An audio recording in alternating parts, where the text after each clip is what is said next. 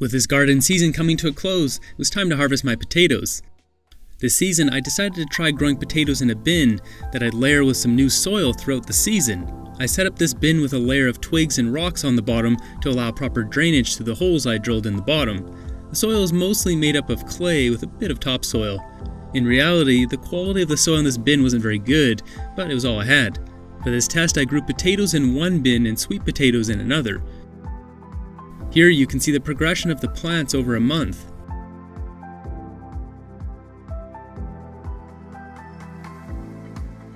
Hey guys, it's been 3 weeks since the previous clip, so let's take a look at how the potatoes have grown. So as you can see, the foliage is quite high now, so we need to fill in more dirt.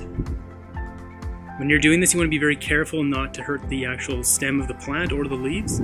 Just lightly shake in the dirt until it reaches the base of the original leaves. And it'll grow some more potatoes, and just keep doing that all the way to the top of the bin.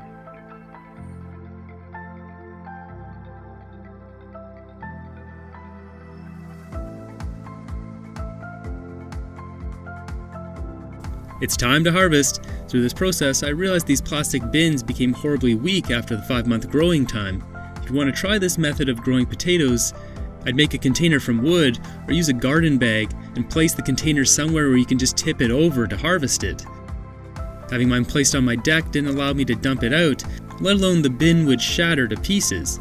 I have some unique ideas for a new container potato garden, but you'll have to stay subscribed for that. Here you can see the final yam harvest. Not the greatest haul for my yams, but this is something. I wasn't expecting a lot because it was in very heavy clay soil. Let's try the potatoes now. The sweet potatoes, first off, produced next to nothing. Just one real sweet potato and a bunch of small roots. If I'd let the sweet potatoes grow until next April, they may have fully developed. As for the potatoes, the harvest was not bad.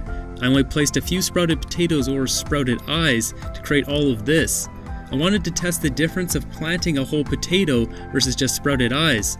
In my experience, it didn't seem to make a difference. For less than $1 worth of potatoes, I produced around $25 worth of organic potatoes. While potatoes are among the cheaper things in the grocery store, there's nothing like a fresh grown potato.